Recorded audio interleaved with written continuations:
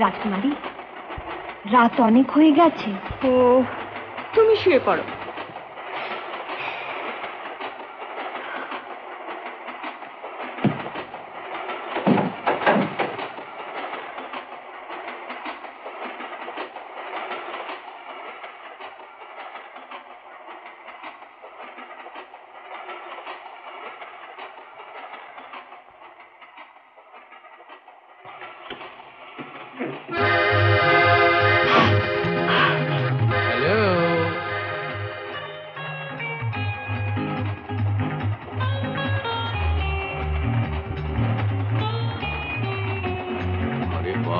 রামপুরের রাজকুমারী।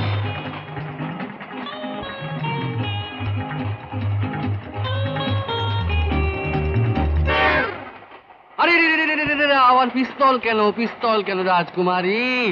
আমার মতো একজন নগণ্য লোককে যদি মারতেই হয় তাহলে আমার তো মনে হয় এইটি যথেষ্ট। অদমের নাম জাদুকর পবন কুমার। আরে এটা আপনি কি করছেন?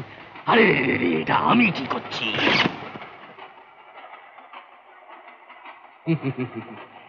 এটা চুম্বক, চুম্বক। এটা কিন্তু জাদু ফাদু কিছু নয়। শুধু হাত চাপাই। না না না না না না না, বিদ্রুপ করবেন না, বিদ্রুপ করবেন না। অনেক ভালো খেলা দেখাতে পারি, দেখবেন নাকি? দেখান। এসো তো বাবা, এসো এসো লক্ষ্মী সোনা আমার। বাচ্চু বাবা, অমনি করো না বাবা। এটা কি বলেন তো রাজকুমারী? এটা একটা চারা, একটা ছোট্ট ফুলের চারা। এসো তো বাবা বাবলু, বাবলু এসো তো বাবা। আর দেরি করো না সোনা আমার, আবার ট্রেনটা থেমে যাবে, মুশকিলে পড়ে যাবো। এই দেখো, এটা কি বলুন তো? এটা একটা কৌটো বলা যেতে পারে। আচ্ছা আচ্ছা, এবার আপনি দেখুন, এদিকে দেখুন, কিচ্ছু নেই, কিচ্ছু নেই তো ভেতরে।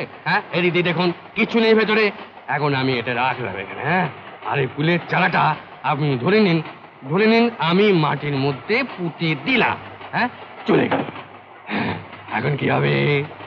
কি হবে এখন? আপনি দয়া করে একটু হাত লাগান, এটা তুলুন, দেখুন কি হয়।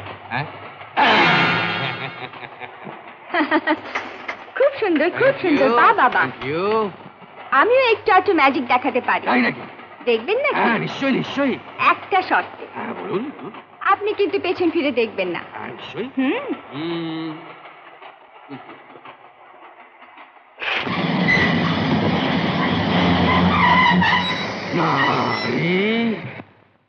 তোমার আর এক নাম বিশ্বাসঘাতিনী।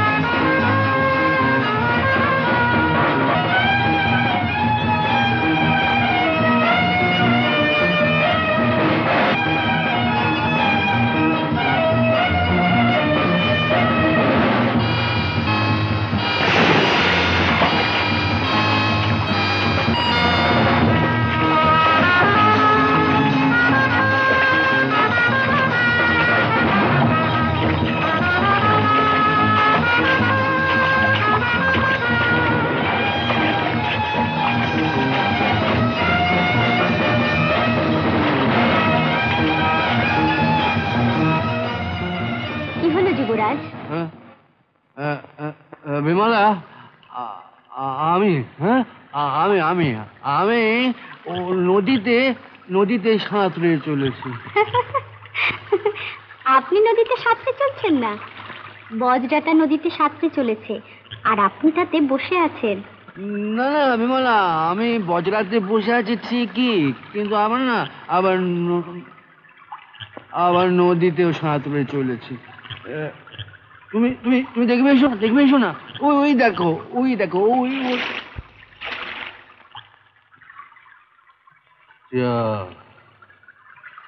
আমি ডুবে গেলুম। যুবরাজ, আপনার নেশা হয়ে গেছে। পর্দাটা ফেলে দিন। কি করছেন আপনি? আমি কি করছেন? যদি কেউ দেখে ফেলে তখন কি হবে? কি হবে? হ্যাঁ, কি হবে? এটা কি? সেনাপতি রঘুবীর আপনাকে বেঁধে প্রাসাদে নিয়ে যাবে। আরে হ্যাঁ, সত্যি তো। আরে আমরা তো বিজয়গড় যাব, তাই না? কাঞ্চন দাদা সেখানে আমার জন্য কত সব রঙিন প্রজাপতির ব্যবস্থা করে রেখেছে। হ্যাঁ, তারপর সেই ওই ওই কত রকমের সব আঙ্গুরের রস। হ্যাঁ, আরে পাগল নাকি? আমি কি বললেই এমনি মহলে ফিরে যাবো? হ্যাঁ, মহলে এমনি ফিরে যাবো? না তো, না। আচ্ছা আচ্ছা বিমলা, ওই ওই ওই বুড়ো দিওয়ানটা কিন্তু আমার জন্য খুব ভাবে। হ্যাঁ, আর ওই সেনাপতি রঘুবীর।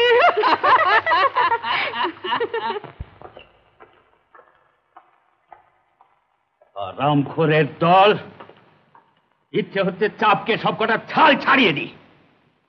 মাথা নিচু করে দাঁড়িয়ে আছো কেন? যেখান থেকে পারো যুবরাজকে খুঁজে এখানে হাজির করা চাই। যাও। রঘুবীর, ওদের ধমকালে নিজের দায়িত্ব থেকে রেহাই পাবে না। সেনাপতি তুমি, আর আমি হচ্ছে দেওয়ান। যুবরাজের নিখোঁজ হবার সব দায়িত্বই আমাদের। মনে আছে, স্বর্গত মহারাজের কাছে আমরা প্রতিজ্ঞা করেছিলাম যে যুবরাজকে সিংহাসনে বসাবো। কিন্তু অভিষেকের দিন পর্যন্ত যুবরাজকে না পাওয়া গেলে? যা চাই না তাই হবে। ব্রিটিশ সরকারের নিয়ম মাফিক উনি আর রাজা হতে পারবেন না। তবে কে রাজা হবে? রাজা হবে বিক্রমের ছেলে কাঞ্চন সিং। দেওয়ানজি। রঘুবীর, তুমি নিজেকে অনুসন্ধান করো। যে করেই হোক যুবরাজকে ফেরত আনা চাই। ভেবেই পাচ্ছি না এই সময় যুবরাজ চলে গেলেন কেন? কি করে গেল? কোথায় গেল?